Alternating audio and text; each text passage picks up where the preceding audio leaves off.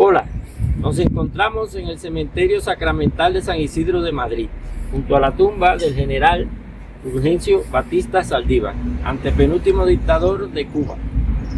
Yo soy Pedro Enrique Pujals y este es mi canal, El Tesoro del Presidente.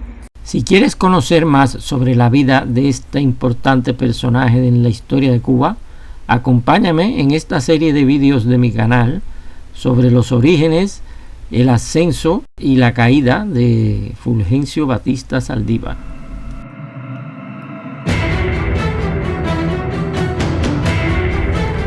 Batista fue por décadas una figura ignorada por la historiografía cubana y extranjera.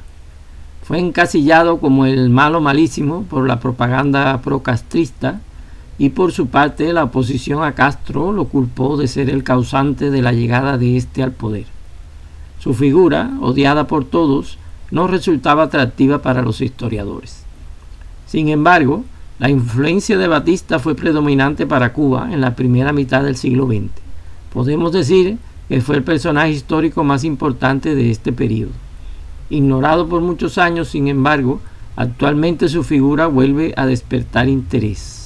Quizá porque ya ha decaído el atractivo y la seducción romántica que inspiraba el proceso revolucionario cubano, que se ha convertido actualmente en lo contrario a lo que significa la palabra revolución, es decir, cambio o renovación. Lo que tenemos ahora es un régimen inmovilista, estancado y empeñado en mantener un rancio discurso y una ideología fracasada que mantiene al pueblo en la miseria y en una especie de inercia y postración política que anula cualquier intento de renovación o cualquier soplo de aire fresco. O quizá el término sea correcto si nos atenemos a su estricto significado mecánico, es decir, una revolución es una vuelta completa y es volver una y otra vez al mismo punto. Actualmente la figura de Batista ha dejado de despertar incomodidad o rechazo. Ya no es el más malo de la película. La dictadura comunista de Castro y su hermano Raúl, con todas las desgracias y la destrucción que ha traído sobre Cuba, ha hecho bueno a Batista, que según el decir popular es un niño de teta en comparación con Fidel Castro.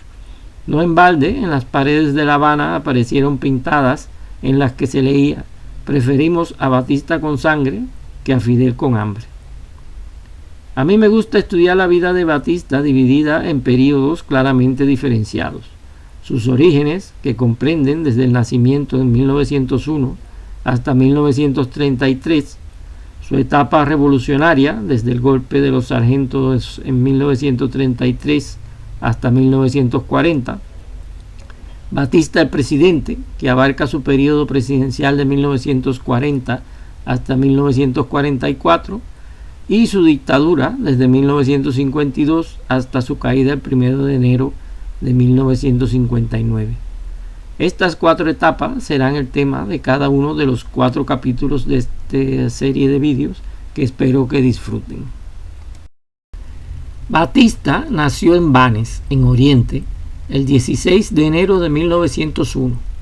Su nombre era Fulgencio Rubén Batista Saldívar. Fue el primer hijo de una familia formada por 2 jóvenes padres y por 4 hermanos. El padre trabajaba de machetero para la United Fruit y fue veterano de la Guerra de Independencia de Cuba. Se llamaba Belisario Batista y cortaba caña para los centrales Boston y Preston. Su madre se llamaba Carmela Saldívar. Sus hermanos menores se llamaban Juan, Hermelindo y Francisco. No hay partida de nacimiento de Batista, lo que ha originado cierta confusión con la fecha de su nacimiento y su nombre, que al parecer era Rubén Fulgencio. En su niñez era llamado Rubén, pero al iniciar su vida independiente en su juventud adoptó el de Fulgencio. Los entresijos familiares y el origen de Batista también han dado lugar a toda clase de especulaciones. Algunas reclaman antepasados canarios o vascos, quizá en un esfuerzo por blanquear su origen.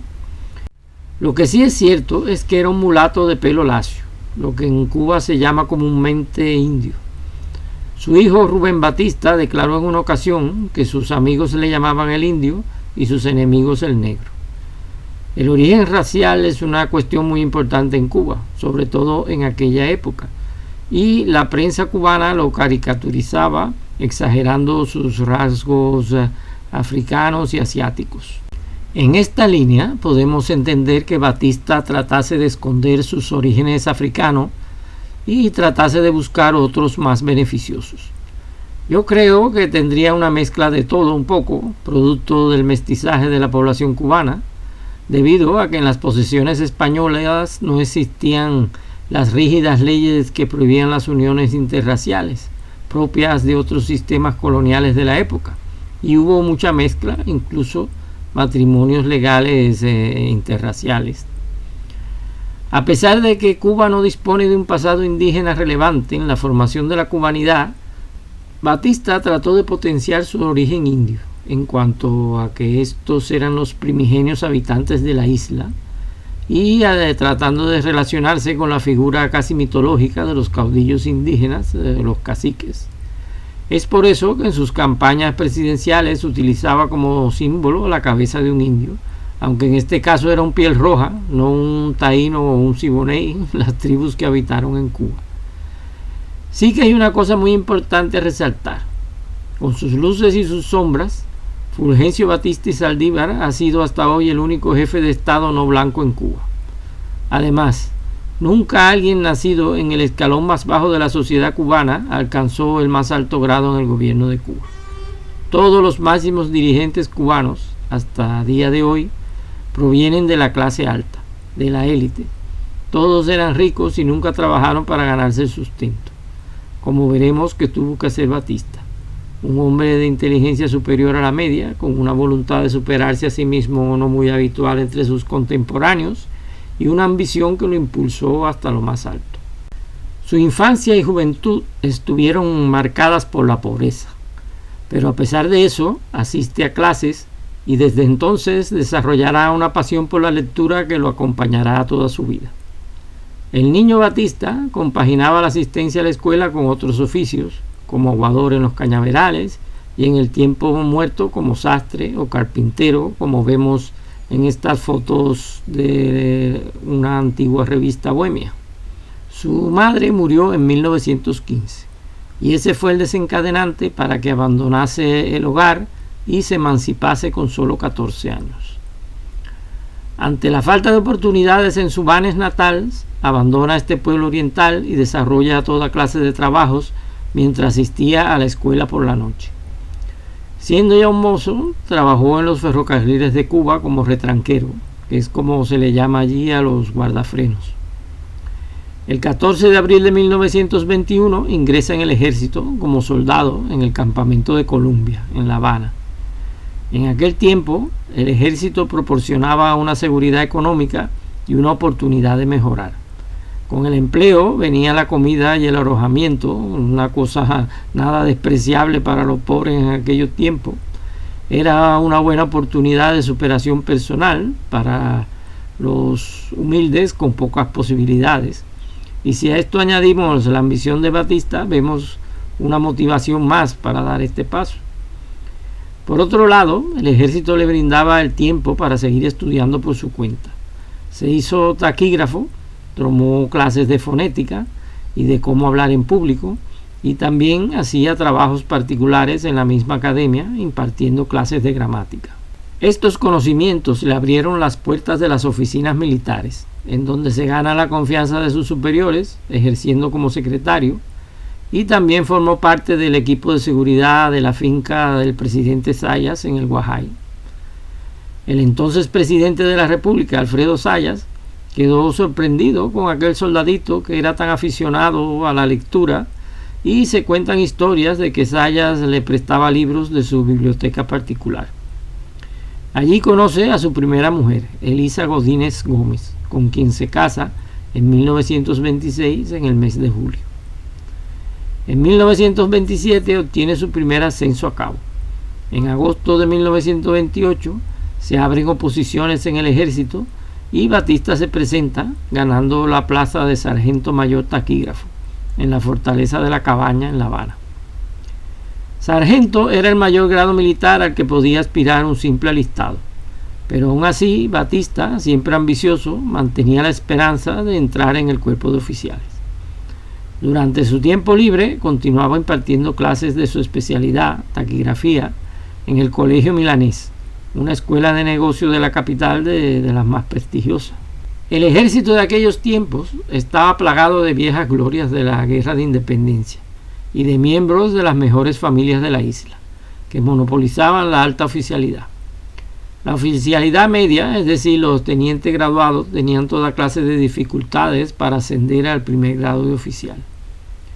Las clases, es decir, los sargentos y los cabos y los soldados, tenían las condiciones de vida más duras en el ejército, sufriendo atrasos en los pagos y episodios de discriminación racial, humillaciones y maltratos.